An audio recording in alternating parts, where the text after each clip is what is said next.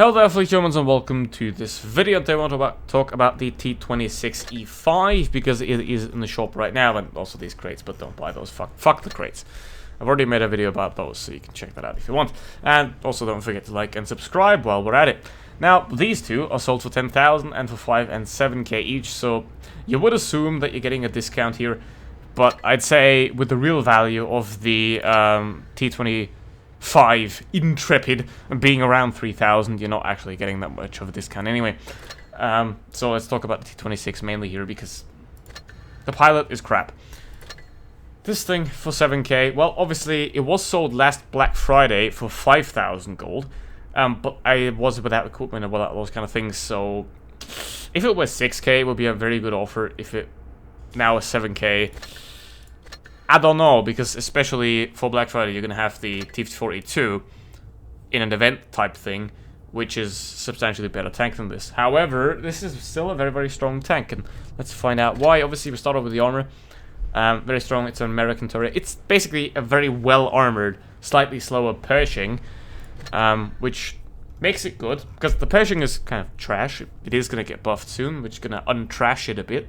But you have 2.5 DPM, you have 10 degrees of gun depression, you have very decent mobility as well. So this is a very nice tank. It is nowhere near a T24E2, however, but it is a very good tank. And for 3,000 less, I think the value difference is somewhat there, that you can essentially consider it.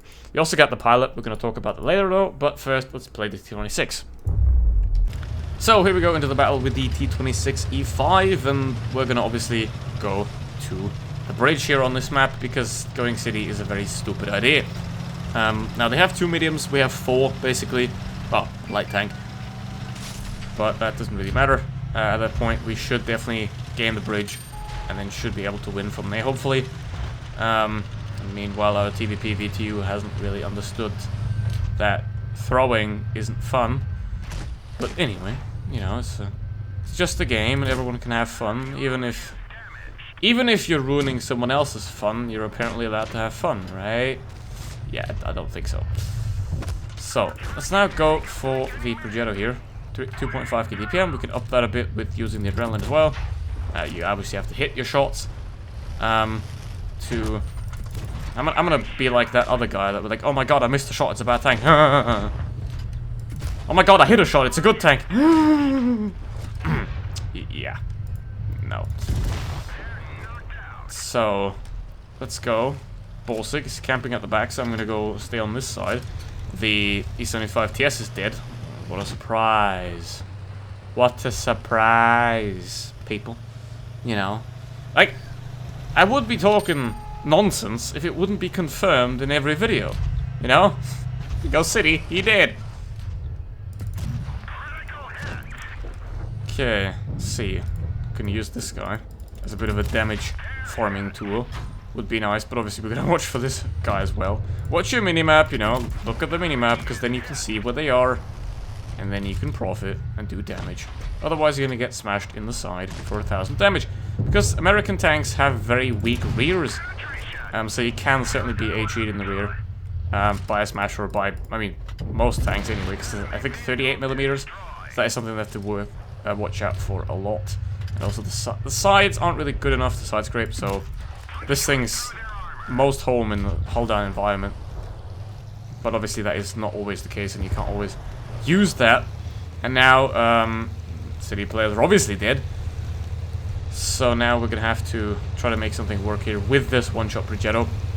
The problem that we have is mainly the T32 and also the Bolsig, because he's a 2-shot. But for now I think we're gonna have to back off here. We have the high ground, which is always a nice thing to have.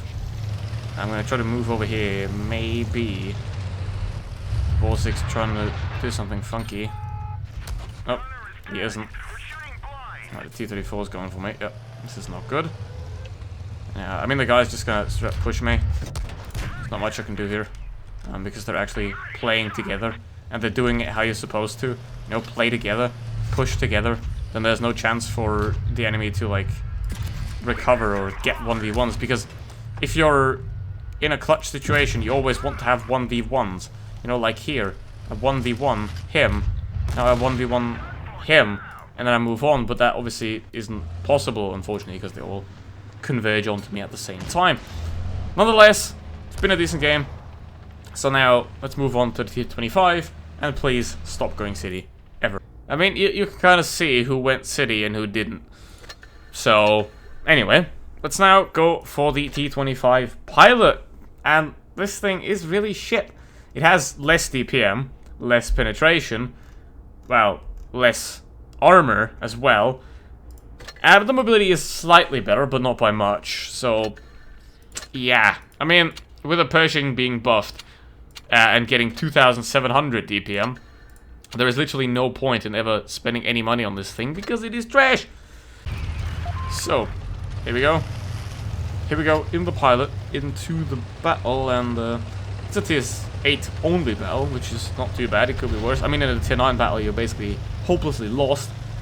But in a Tier-8 or Tier-7 battle, you still have some kind of chance of making it work, which is nice. I mean, obviously, if you're a casual, then you want to have a better tank. If you're a tryhard, you want to have a better tank because that allows you to do even more damage, and if you're a casual, it allows you to have more fun while being more competitive as well.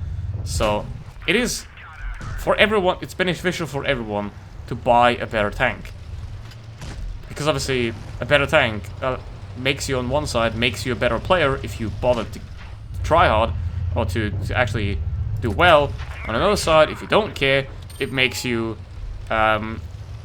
be more competitive with average players and doesn't make you go down to 40% where you just ruin other people's day, basically.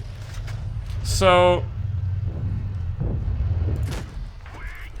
let's go to the IS-3 here. Obviously, massively more alpha damage on that guy. I can't really pen him with AP in the front anyway. So, here goes the APCR spam, which is also not really great because most of these Tier-8 medium tanks, you buy them for making crits, right? Even if you buy a Progetto 46, it has 180mm of standard penetration. You're gonna have to fire a lot of APCR in those kind of tanks, which isn't very good if you want to make crits, which is why I don't recommend these kind of tanks ever.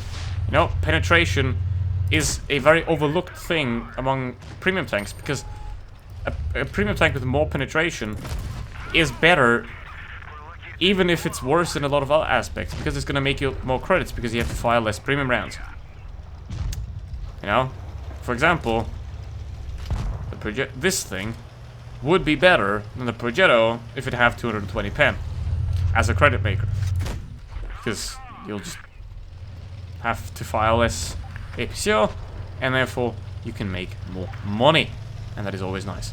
So, Tier-8 mediums aren't really the greatest of ideas to make credits with, because, you know, you gotta fire APCR the entire time. Okay, here we go. 2.3k. Let's go ahead, decent game, I'd say. The 53 is pushing, so I'm gonna have to try to hide here somehow and put pressure on the KV4 without the 53 TP shooting me in the back, because obviously you can one-shot me. So now we're gonna have to, yeah, work it out somehow. And now, obviously the 53 is pushing me. Gonna take this guy, and now he is not very smart, it seems.